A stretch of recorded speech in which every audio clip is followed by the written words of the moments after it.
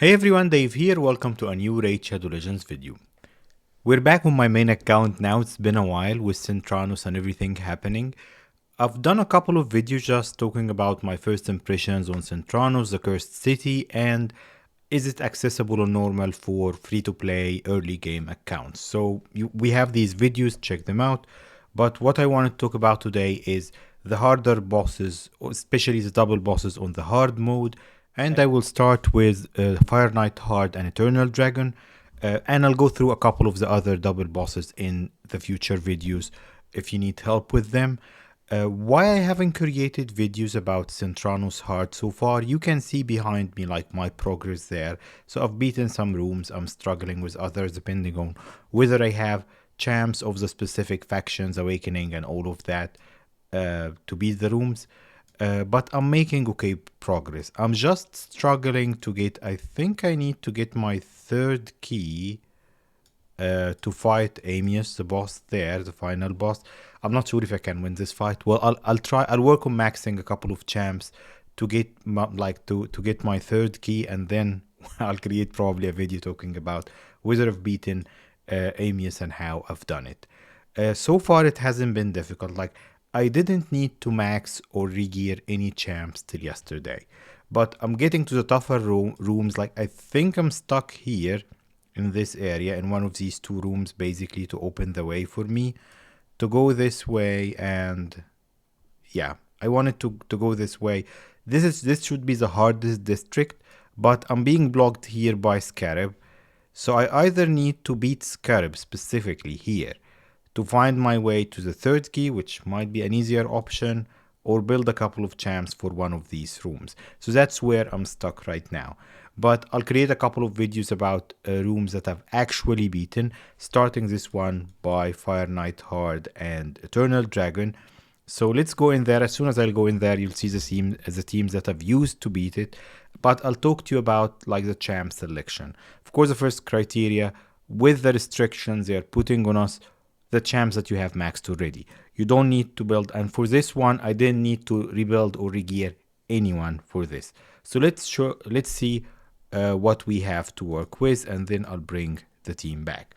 So this is limiting you to dwarves, that's banner lords, is it?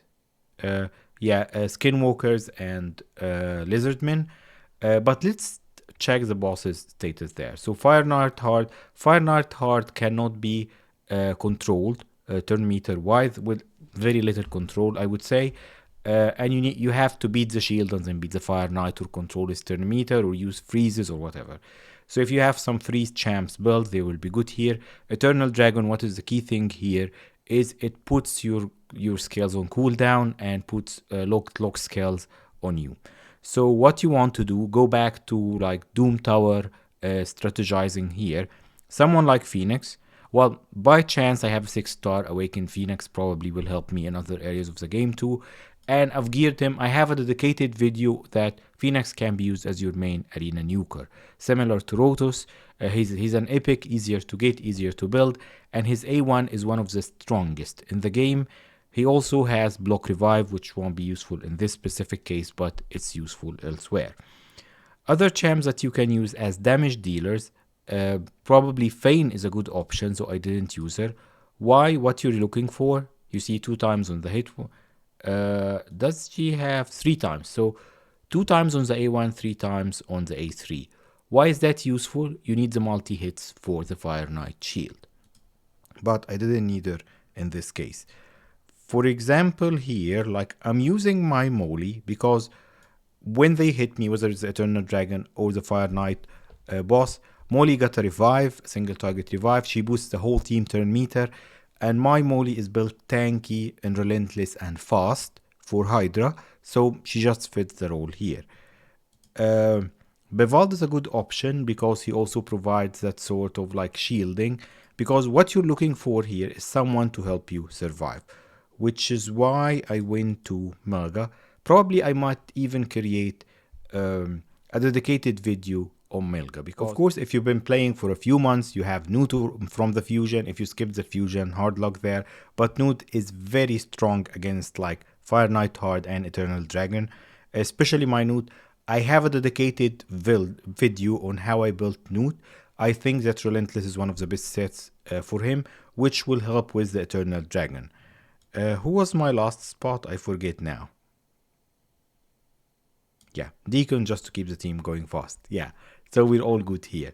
So let's go into it and I'll tell you like my strategy of how I've beaten this boss. So in all the double boss, probably you'll see this in my future videos as well. When you're tackling two bosses, you think about which one you need to take down first, which one you need to take down faster. So in my case here, because of Melga, I can sustain the damage from the Fireknight. And I want to kill the Eternal Dragon first to stop him putting my skills on cooldown. I don't need Molly's Provoke yet. I'll need it when the Eternal Dragon drops the minions. What I'll do here, I'll just try to chunk at the Eternal Dragon before he takes a turn. You see here, I've got this. Let's protect ourselves with Molly's shield. With Melga's shield. And you see here how hard my... I'll show you the builds after the run. I didn't need to regear any of these champs, but basically I've taken most of the Eternal Dragon. And you see the A2 from Newt helped when he hit back here. Now my Mori's built with a bit of resistance, so resisted this. I've put Provoke, so his minions won't debuff us. I'll keep A1ing here, getting lucky with extra turns for the videos. But once I take the Eternal Dragon down, I'll turn my attention to the Fireknight. Nobody here is built with multi-hits specifically for Fireknight, but you see if my Phoenix hits hard enough that he hits through the shield. So he's not that tanky on Sintranos. Probably I won't get back to him this time. Now I'm starting to get some hits from the minions, but the minions are not that much of a damage. Like with the AoEs from Phoenix, I can just and see they are just frozen from Newt or whatever. If Phoenix counter attacks, he will kill one of them. So I'm just focusing now on getting that shield down. Probably I won't get it this time, but I'm still doing a bit of damage here. So counter attack, I just got it like three hits here, another 3 hits from his A1. I'm getting super lucky with the Relentless procs. But even without those procs, with a properly built Melga, you can sustain the damage. So let me shield and heal the team here. Use the 2 hitters from... let's provoke those annoying guys. And now I got the shield down. All I need is a chance to do Newt's A3 and the Fireknight will be down.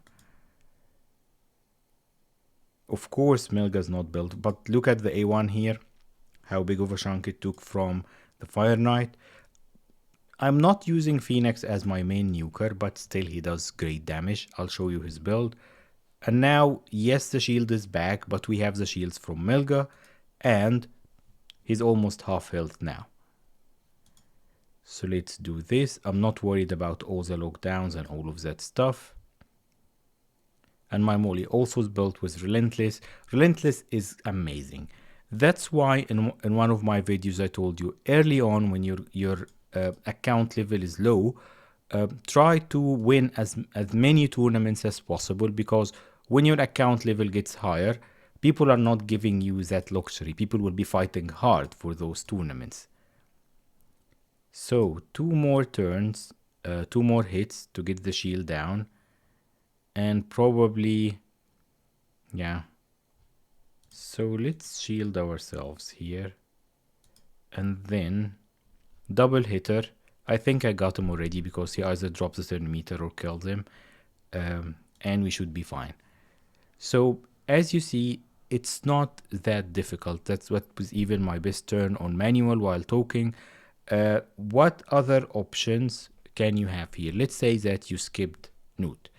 First of all, if you don't have a roster wide enough, try to chase Doom Tower hard or Lydia. Don't go after Sintranos hard.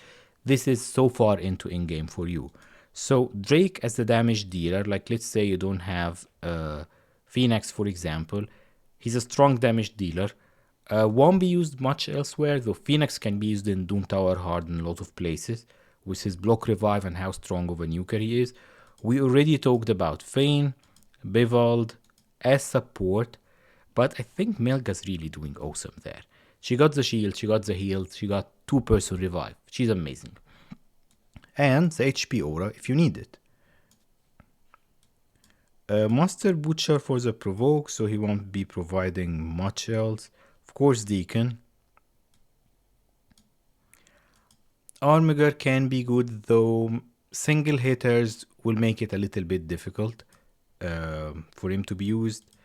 Martyr, anyone with counter attack from the faction selection, Martyr is going to be great because if you put the counter attack before the Fireknight hits, all of those counter attacks will get the shield down really fast.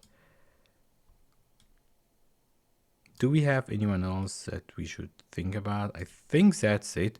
So these are our options, and that's how. Let me just bring the team back.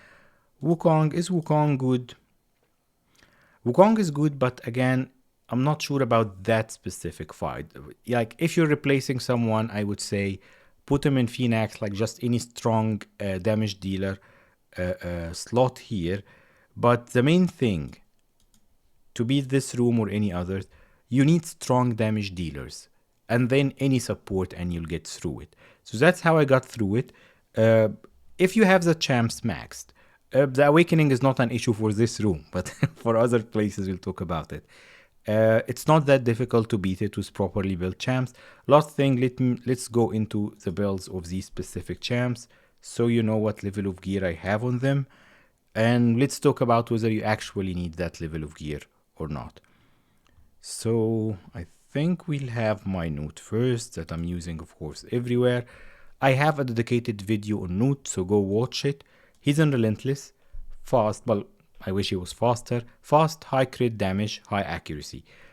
Accuracy can use a boost a little bit and probably speed as well, but that's all you need on Note. Of course, if you have him built with defense, he's defense based, it's good, but the key thing is in his accuracy and those enemy max HP skills.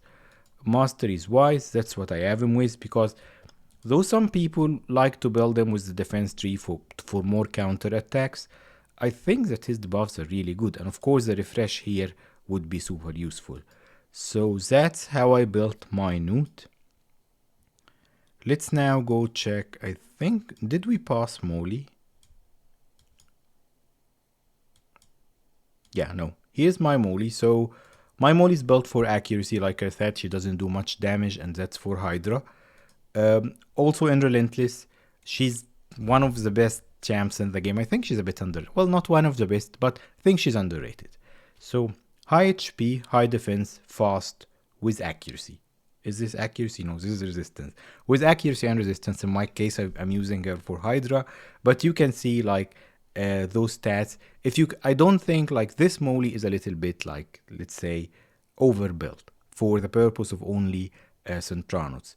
So I think you might be able to get away with 50k health, 4k defense, speed 220 should be enough, and then around 300 accuracy. Resistance is good for Eternal Dragon, but you don't need it for that specific fight. So that's my Molly. She is the second champ that we used.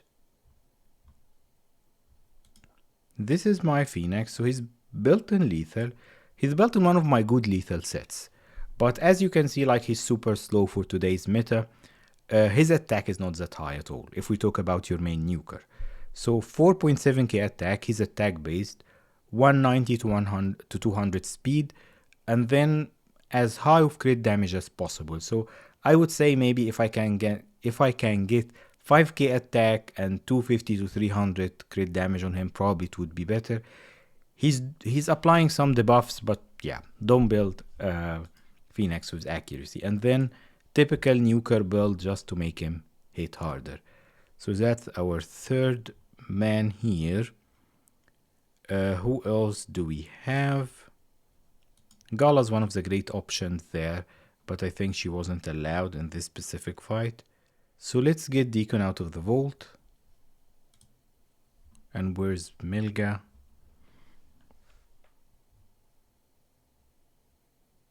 Okay, someone probably is telling me use the filter, but I'm an OG kind of guy, so oh, she's already out. Okay, so let's hide this. So you see, like my Melga, even I was building her for a showcase that I wanted to do on the channel because I really think she's underrated, but she doesn't even have masteries. She's one, I think she's in good gear. That's leftover gear on my account, but just in a shield set, the pieces are not even maxed, and immortal, just to keep her healthy. What do you want from a support champ? Tanky to keep her healthy, and fast to get back to her revive and shield skills. So 200 speed, she's not too fast. You see, I have 300 resistance on her, probably that's good. And then 87k HP and 2k defense. Her defense is a little bit low. Do you need those stats? I think you can, like, if you can build her, like I said, this is leftover gear, so I wouldn't choose much. But if you build her with 70k HP and let's say 3.5k defense, that would be better. Resistance is okay, a bit higher if you can, and a bit faster. Because she's really awesome, I love her kit. I bet that I booked her, yeah. So spoiler for a video that might be coming out to talk about Milga as one of the best underrated champs in the game. Did I miss her on my video with MTG? Probably I did. Yeah, shame on me. Let's go check Deacon now. And Deacon is built, like the main area I'm using Deacon is probably like randomly everywhere, but specifically for Dark Fae. So Deacon just need to be fast and accurate. So my Deacon is at 280 speed, 372 accuracy, that's all he needs. Just fast and accurate is what you need your Deacon to be. And of course you build him for accuracy. War Master because, yeah, he can do a bit of damage. Probably if I reset the masteries, I'll switch him to Eagle Eye for more accuracy. So this is the round. Those are the champs I used. I hope I've been helpful in providing you with some options that help you beat Sintranos. In the future videos, we'll talk about a couple of the other double bosses stages. Thank you for tuning in. Keep playing Raid. I'll see you next time.